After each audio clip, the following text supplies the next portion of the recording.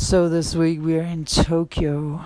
Yeah, I'm back in my second home in Tokyo. So we're out of the forest. We usually film by the fire.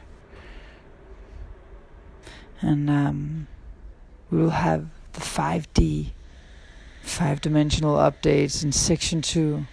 And now we're gonna go directly into this week for your sign, filmed in Tokyo during Mercury retrograde.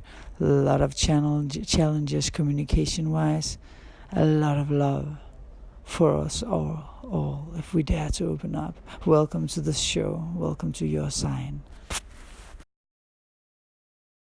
Hi there, Gemini, and welcome to your modern shaman, Maria and RainbowLand here with your weekly astrological, intuitive, and tarot forecast for the week that starts at the 26th of November and ends at the 3rd of December 2018.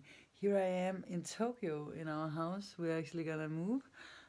So this week I'm here with my amethyst, big amethyst gear. I don't know what it's called in English. And here we have like Japanese paperwork and the little figures. They love that. And the nature, etc. So while I'm filming, I'm not only gonna film my own face. We're gonna look at this room. It's such a nice classical Japanese room, and since it's my last week here, I just wanted to share this experience of classical Japan with you guys. This week, we still have the Jupiter-Sun conjunction going on in the beginning of the week. That is a very nice aspect in your relationship sector. So whether it's about recasting and renewing the ties that you have with someone in a better way and a positive and beautiful, lucky way, or it's because you're meeting someone new or someone new is entering your life, well, it's up to Jupiter. But Jupiter's going to be here for almost a year, as I said last week, so it's a very nice aspect and a very nice opportunity for you to actually be able to improve how you are and work in relationships, because Jupiter is always putting a grand projector on things, like big light where we can see, wow, this is what I could do to really be lucky in my relationship. So of course Jupiter will also show you what you do wrong in order for you to get a happy marriage, a happy partnership. Also in regards to business, it's not only relationships in regards to your personal life, it's also in regards to others. But since Mercury, your ruler, is moving backwards here, of course we have both more sweet and positive and a little bit challenging things at the same time. Let's look at the room while I'm talking, just a second. So it's a rich, promising aspect where you can also get like excitement or some wonder could happen. But of course, with the Mercury retrograde, your ruler moving backwards is contrasting energies. So Japanese, this, right? Well, I know that because I live here, but yeah. But anyways, even though we have all these things going on, you have to act upon things carefully in relationships, because there may be some oppositions to what you want with the Sun and Jupiter and square to Mars. You can be too impulsive in your professional relationships, so take care of that. If you want to be influential in the right way for yourself, you really have to be patient professionally.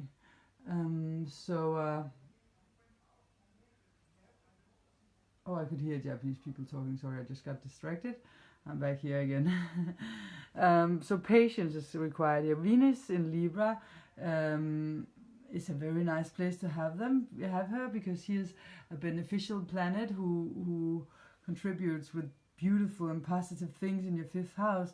So you can now, show yourself off in a playful and fun and beautiful way.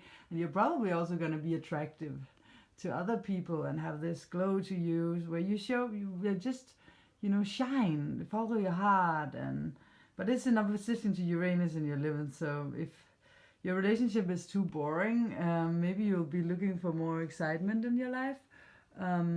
This is so Japanese with paper walls. Even the actual structure of the house, the walls, you will be able to break down easily. Anyways, you're probably gonna look for more excitement in your relationship if if you feel like your relationship is a little boring. See here, you put. But if you're open towards meeting someone new, it's possible that you have to be more open towards people you can connect with. And I mean, of course I can't promise you that you will meet someone, but if you have a more fresh and vital approach to things when you talk to people, and get out of your comfort zone and be more caring. Care, of course, as well, because care is required also in if you have a fixed relationship. In regards to your enthusiasm and optimism, remember that you are kind of like on the scene, on the stage now. You're with everything going on, also because you have Mars in the position that you have, and in your 10th house with Mars here, you're gonna have more assertiveness, but you need more care around your relationships, definitely. But let's also look upon the cards of the week for you guys. Just a second, let's try to find the cards of the week for the Geminis, and I will turn the camera around. So card of the week for the Geminis this week. I know that I have a funny angle, but yeah, we just have to live with that. Card of the week for the Geminis. Astrology card of the week. I picked 2 different sorts of cards, types of cards. I hope you can hear me properly. Card of the week for the Geminis. This one. Oh, fire energy, desire. That's good. Let me take it along with the other. Just a second. So we have the fire element, desire, because we have all these things going on in Sagittarius, the fire sign. So this is definitely pointing towards that you that it's definitely pointing towards. Let me just close the door. There's a little bit of noise here. These things going on in your relationships are gonna be on, because the cards are also on it so strongly. Look at this. I was given this by my beloved because he says it's me that came to give for my twin flame to find him on the beach. Yeah, we're twin flames. If you know something about that, I don't know if you do, but you can look it up. It's not always easy, because that's where you have to grow really fast, because you are the twin flame. I'm saying it in the Gemini because it's interesting for the Geminis, because that is the twin sign. You have your masculine counterpart or feminine counterpart coming down, incarnating at the same time as you, because you want to ascend faster, because you want to either help the earth, or you will want to help the earth, and you have to spiritually ascend faster. My twin flame is just like me. We were born on the same day, just 12 years apart. Often there's 10 to 12 years apart, the twin flames, and we are spiritually having exactly the same goal in life. We are both meditating, having been drinking, eating meat. For him it's 26 years, and for me it's also a long time, and we are meditating together. We are on this journey together, so we are definitely twins. It's so obvious. Well, so yeah, that's because we just saw this.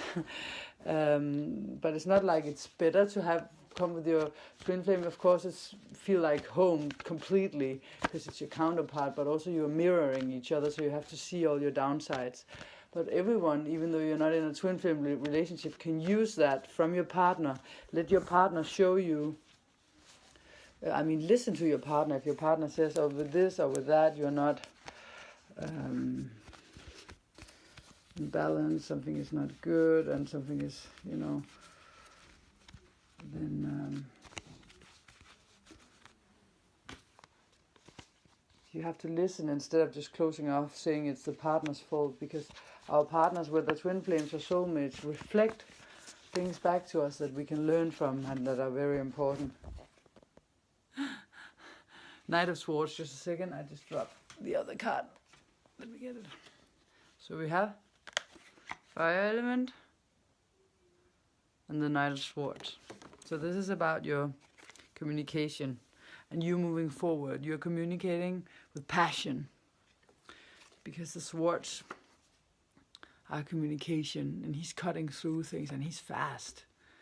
He's coming there fast. And he's moving forward fast. In your relationships, in regards to communication with passion, move forward. You're moving forward this week.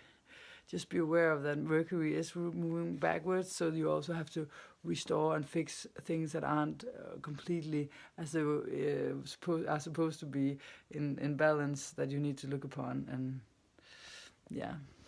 fix too. So moving forward, and while also looking at the past. Don't follow trends, follow your heart. See you in section 2 of this program.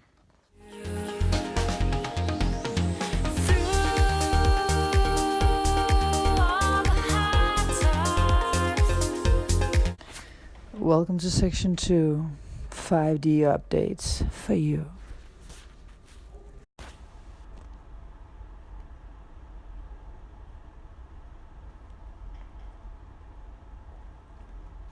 So as I said before, Mars is in Pisces now, since the 15th of November. That is the 12th house collectively. And as we're talking about the 5D, and this is a program where we will every week go into how to upgrade and update your 5D, then prayer is something very important here. And for 5D, the 12th house is essential. So Mars being our actions, our motivation, getting things done with self-esteem, wanting to push forward, energy, then yes, of course, we need to talk about Mars and Pisces in regards to the 5D upgrade. With Mars and Pisces, we are less motivated to go after the 3D goals. We are more motivated to pursue the spiritual or more emotional drives during this cycle. And it's gonna go on until we reach January, where Mars is returning to Aries. So we should always try, or we could always try to take advantage of wherever a planet goes, and whenever a planet enters a certain field, there's certain doors that just opens that much easier. That's why I make these reports, for you to be notified about what you can take advantage of now.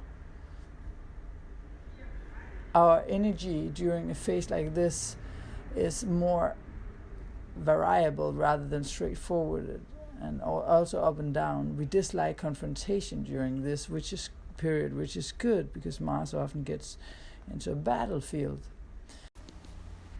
So we often put other people's needs ahead of our own during this cycle. So that is our more idealistic side that comes to the forefront. But prayer has also got to do with the 12th house. And why is it important to pray? And what is prayer? Well, a prayer keeps us connected with our higher selves, that knows which way we are meant to go, and thereby detaches us from our egos, the source of our desires being our egos and wishes, that are often disconnected with conscious and fully open contact with source, creator, master, God, whatever you want to call it. We're reminded of what we came here to this planet Earth, this beautiful planet, to develop towards on the path. Well, if we surrender ourselves 100% completely, as we close our eyes and quiet our minds and say a prayer, you might have a fixed prayer, or you will have a prayer that is a prayer of your heart, coming from your heart. Maybe it's a prayer for someone else that you love to be in a better state or to get well. A prayer is always that much stronger when it comes from the true space of an open mind and open heart. Because if it stems from the ego, you will probably attract something that your ego needs and not your higher self, and that won't ever get you going any further forward.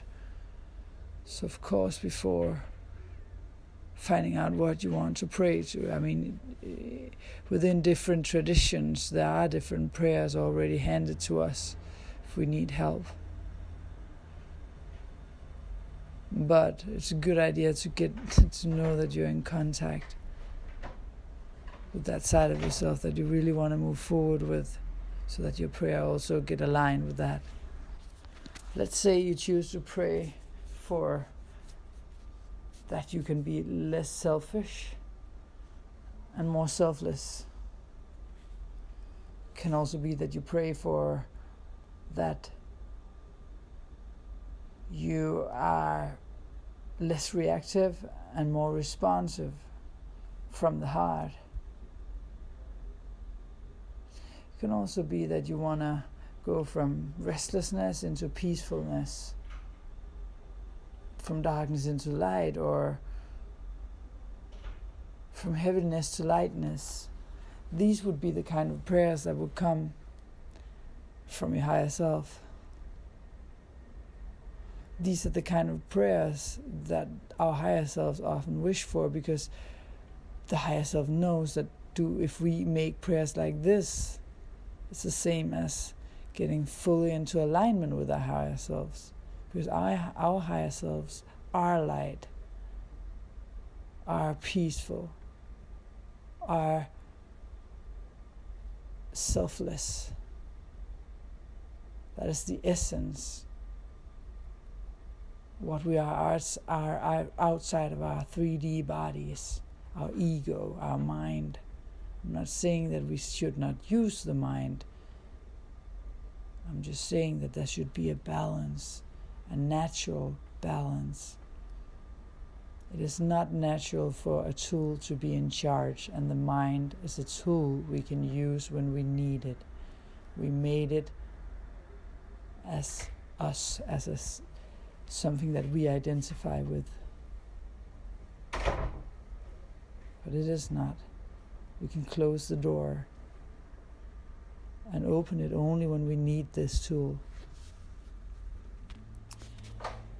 There are places where it's easier for us to connect with our higher selves. For instance, where I usually do the reports, the weekly reports, is in the nature, or where I have been doing it for the last months since I went away from Tokyo last time. So much easier, because in nature we are in harmony with ourselves, because it's natural there. Our heart beats naturally, our breath gets into natural alignment with all there is.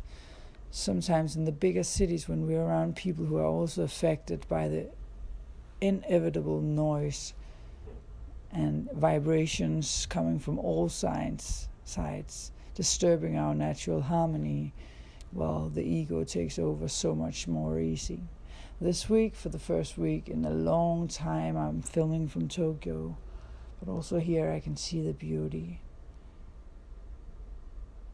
Even though we have modern buildings, you can see the aesthetics and the beauty and how they're shaped, and the lights in the night. Find what is mysterious here. Find what calls for the heart. Find what makes you sing. Find the nameless in this city full of names and signs. You can give yourself the time to let time fly. Release yourself from the 3D linear time and go into synchronistic time. As I said last week, that time where you wait for the signs, you don't make your ego react and take the choices, make the calls, unless you really have to, because we still live in a 3D world. But whenever you're able to, listen to the signs instead of your mind. Listen to your heart. Listen to your higher self. Be quiet. Quiet your mind, so that you can hear your heartbeat. If you want to jump off the train and come to another level, time is now to find the stillness. Believe that you dare let go of your ego and listen to the needs of your higher self. Do you dare to become a servant for something bigger than the ego? Something that a part of you already know the road towards. Do you know what your call is? What is your call? Mercury retrograde is here to bring chaos and confusion to your winter holidays, they say. But not just that. It's also here to make you reconsider how you can communicate on another level with wisdom instead of the old patterns of communication. Benefits will come that exceeds the goals of finding peace once you dare to listen to your higher self. I swear to you, that journey is so much more beautiful than any journey your mind can imagine. Maybe you want you want to get out of a stressful life and into a peaceful life. Maybe you want mental clarity. Maybe you want to find this inner peace. But I tell you, if you allow yourself to find the right tools to get into your higher self, there's a prize that you will get far, far bigger than anything you can feed your ego with, something that will last. I found my way through following the signs of synchronicity for 20 years. I used meditation, I used yoga, I used kindness above it all. I felt many times, fell through, but I got up again and I continued to follow my dreams in my heart and inspire people towards kindness, towards their calling, towards the life that is natural for us to live in harmony and balance, in love and kindness, where joy lifts us up and cleans us, where we take responsibility in our relationships and live conscious relationships. But the choice is yours. You can make the difference around you, all around you, but you have to make the choice. The choice is yours every day, every time you speak to someone, every time you do anything. You can choose to be aware. You can choose to be in a meditative state or a 5D state where you feel that your body is just, what do we say? We call hylster in Danish. What is it called in English? Just a shell. The soul is so much greater, wider, bigger, and wiser. Write me privately if you want me to find a meditational teacher for free, a free one somewhere near you, no matter where you live, if you want to try to use this tool that I have. There are many tools. As long as you follow your heart, then you know you're on the right path. Thank you. Arigatou gozaimasu, as we say in Japan. Don't follow trends, follow your heart. Hugs.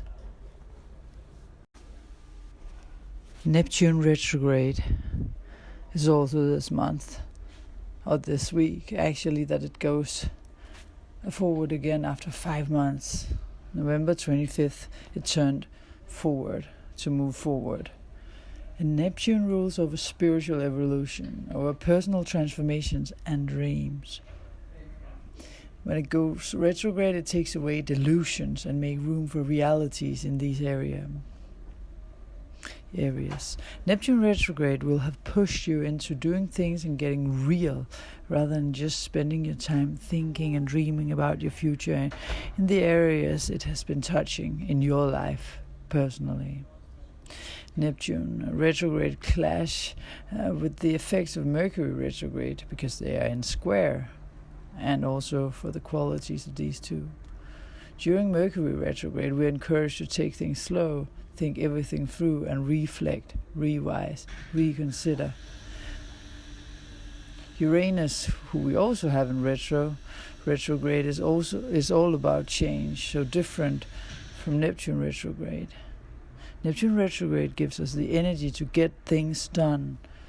It's been a good idea to still take things slow during the last 5 months, to not don't do or say anything big without giving it a lot of consideration. The Mercury retrograde can mess with our ability to have serious conversations, to truly understand what people are trying to say to us. 3 times a year it goes retro, changing speed in its orbit around the sun, making it look like it moves backwards. This change affects us all here on Earth. Communication, movement, and technology issues. Any general feeling of confusion gets to come up. On November the 16th, Mercury went retrograde for the last time this year. So this will have an effect on all of us. And it's not bad at all. It's not only bad.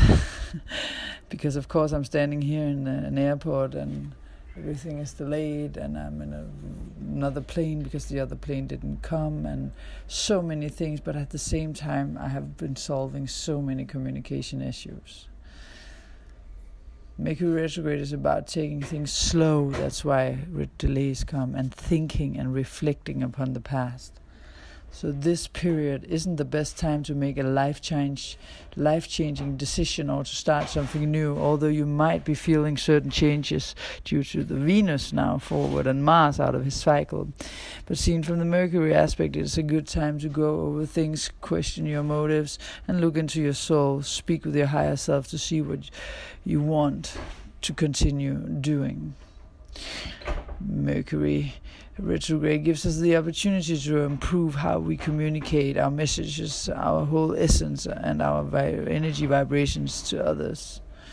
Reflecting and figuring out how to proceed with your life is a great way to end a year, a cycle, even though this year, or the new year, as we call it, isn't an astrological new year, because this is in Mars, where the cycle, the astrological year cycle ends with Pisces, starts with Aries in the second part of March, or the latter part of March. But it's a really good starting point in getting a fresh start as we enter January, where Aries will also get back into his sign and start over new. Of course, Mercury retrograde will affect some more than others. Learning to walk again. Many signs have felt these times as learning to walk again, taking things slowly. I have heard 3 of my personal clients tell me these words during the last couple of weeks. I am learning to walk again. Not only learning to communicate all over, but to walk our talk. And physically, for me, with my knee operations, to walk again in a new way. Venus is in Libra, is moving forward. And until the 18th, she's still in her cycle. But she's finding balance. We are finding balance in our relationships. How is this going on for you? Now in December, we are going to have her in the sign of Scorpio once again. Interesting. Because this is another energy. She's at home here in Libra. But on the 2nd of December, she moves back into Scorpio to go very deep on a level where we will transform. Thank you.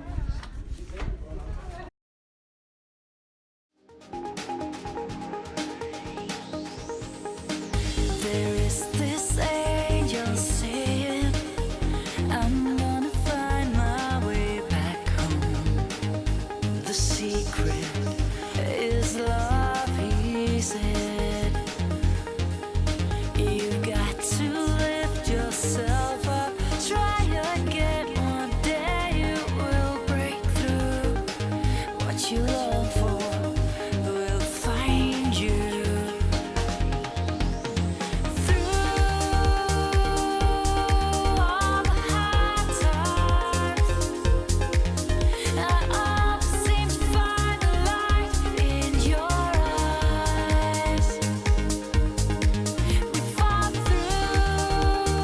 No sigas las tendencias, sino tu corazón.